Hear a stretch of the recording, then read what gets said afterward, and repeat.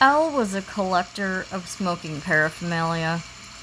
Pipes, bongs, rolling papers, obscure cigars, empty packs from every cigarette company he could get his hands on. But his most prized collection were his ashtrays, one from every state in the US and every country that he had been to. He had put thousands of dollars into it and was always on the hunt for something new. He had just bought a lighted display case for some of his favorites, so he and his fiancée went shopping in celebration. After a very long day bobbing in and out of antique shops, they were about to call it quits. As they sat outside at one of the smoking areas, a tall man in a dusty coat walked up with a smile. "Hey, you got a light?" Al nodded and handed him a very old silver lighter. "This is a nice lighter. Where'd you get it?" He smiled back as the man lit his own cigarette and handed it back to him. "Flea market in Galveston. I'm a collector." The man raised a brow at this. "A collector, huh? You seen the stuff they have in the new shop?" "I just came from there." Al's interest was piqued. "New shop?" He nodded and pointed across the street. "Just opened last week. Kind of out of the way. I previously owned the building, so I've been trying to drum up business for the guy. He's a little odd, but nice. There's a really cool-looking ashtray." Al put out his cigarette and stood. "You coming, honey?" She shook her head, taking another drag. "I'm tired. Go have fun." The stranger also put out his cigarette, and the two walked off. The inside of this shop wasn't out of the ordinary. It had shelves packed full of odds and ends. Everything looked very unique, and typically, some of it was overpriced. The owner greeted him with a half smile. "Welcome. Have you come looking for something special?" He smiled. "This gentleman." He stopped as he turned to find the man gone without a whisper. "Oh, you mean David? Yes, he does that. Don't worry, not a ghost, just quiet as a mouse." Al chuckled a bit nervously. "Ah, good to know. Yeah, he told me about an ashtray." The smile on the man's face brightened, and he gestured to a collection of ashtrays and pipes. Some he had seen, some he wasn't interested in, but one caught his attention. "Whoa, is that milk glass?" The man nodded. "Hand-carved as well. It came to us from an estate sale. The man's wife said he was a collector. Apparently, his favorite pastime." Al's face fell just a bit. "How'd he die?"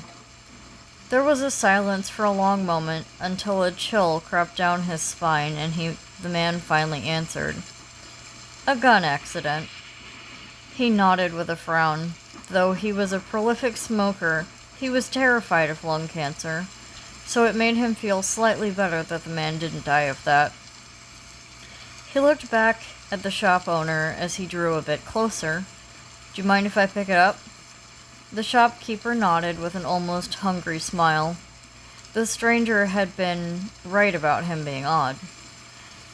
He picked it up and examined it. It resembled a heavy smoke and flame. Knobs and ridges popped out in a rising pattern, and the top was like a cloud. On closer inspection, the knobs coming out looked odd, almost like faces. Some of them were smooth, as though they were never finished. "Okay, how much?" The man's smile widened even more. "For you, $150. He thought about it for a moment. That was way more than he'd paid for a second-hand ashtray before, but milk glass was itself hard to find, especially that had somehow been carved, so he opened his wallet. "Now, before you buy, I just have to tell you there are no refunds or exchanges." Al nodded and pulled out his cash. "No problem. Even if this thing is haunted, I love it enough to get a priest if I have to." He chuckled, but the man remained stone-faced, a sudden malice narrowing his eyes. "If you're certain, then." Al could not get out of that shop fast enough, and when they got home, he breathed a sigh of relief. So, was he that creepy? You look like a ghost coming out of there. What'd you buy?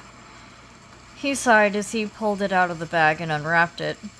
It's about as creepy as he is, honestly, but it's antique and hand-carved. He set it in his lighted display case and smiled as he stepped back. See the rainbow sheen? That's genuine milk glass right there. She nodded, but shivered as she noticed a reflection. On the dark wood backing, there appeared a tortured face. The eyes were wide, the mouth agape, trapped in a frozen scream. He frowned at this, and as he turned it, more faces appeared. Every carved knob was another agonized face. Finally, he just turned the light off. I'll find another place for it tomorrow. They went to bed, but Al had a very hard time sleeping. He kept seeing those faces when he closed his eyes. After finally falling asleep, he had a horrible nightmare. The man from the market in the old, dusty coat was standing at the foot of their bed. Al, what is your deepest desire?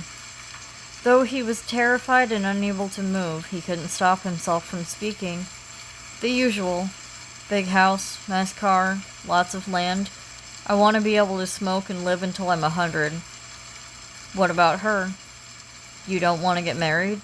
Have children? He shook his head. We want to get married, but we don't want any kids. Well, I mean, you never once mentioned her in your desires. His shoulders sagged. I guess I'm kind of bored with her. I wish she'd find a new man. Unfortunately, I cannot grant you that wish. For the things you want require a large sacrifice. Sacrifice? No, I don't want anything I have to sacrifice for. The man held up the ashtray and turned it so the inside faced the man. Instead of faces, there was now a carving of something he desperately wanted, and it filled with money. Think about these things and get back to me. Al woke in a cold sweat the next morning. Surely that was the worst dream he'd ever had. That man was suggesting he kill his fiancée in order to gain his dreams. He sat down on the couch and lit up. He was shaking by the time she joined him. Hey baby, what's wrong? She rubbed his shoulders gently, but he brushed her off. Just a stupid nightmare. Don't worry about it. She frowned as she looked away. He'd gotten way more cold to her over the last few months, and she was starting to feel like they were more friends than anything. But she'd been with him for 10 years. Look, Al, just give it to me straight, okay? You want to split up or not? 'Cause I can be out of here by nightfall. He turned to her with a frown. I don't want to hurt you. She sighed. We've been engaged for 6 years and have no plans for a wedding. The damage is kind of already done. I feel like we make great friends, but not so great lovers. If you want me to go, just let me go. He nodded silently. She went back into the bedroom and began to pack. Something came over him just then. He narrowed his eyes at the screaming face plastered onto the display case. Did you turn the light back on? Her confused voice came from the closet. What? No? I've been asleep the whole night. That's so creepy. Why would I hate...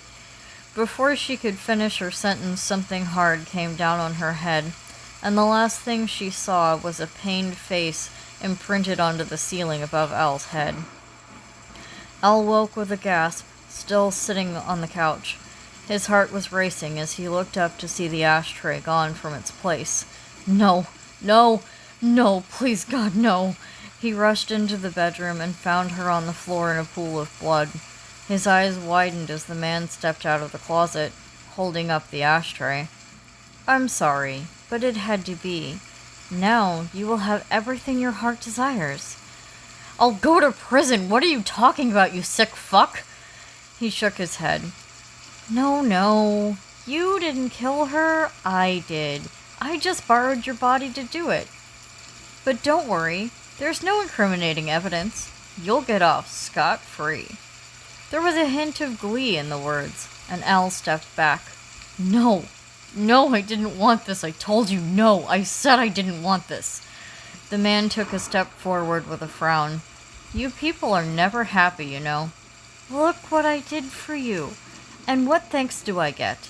Your story will make you a rich man. You are insane. You murdered her. I didn't want it bad enough to kill.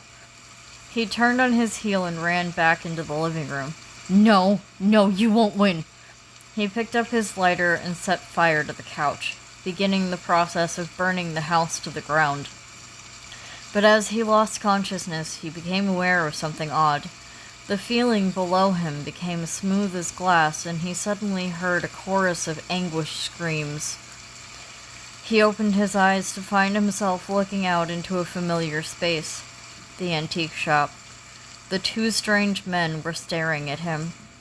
They never take the deal. The owner shook his head with a tisk, while David nodded understandingly.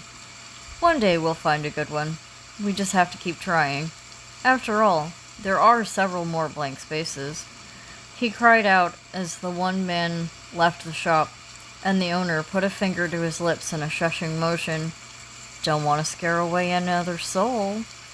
The man's face contorted for just a second before he stood back behind his counter. The door opened and a tall woman came in. Hello. Are you looking for anything special? She didn't seem spooked at all as she chipperly looked around. The guy outside said you have a great milk glass ashtray. I don't smoke, but I love milk glass. Ah, yes. We got this one from an estate sale. The previous owner was a heavy smoker. Fell asleep with a lit cigarette. That's horrible. Can I pick it up? It's gorgeous. How much is it? He saw the look on the demon's face contort into a hungry smile. For you? $150.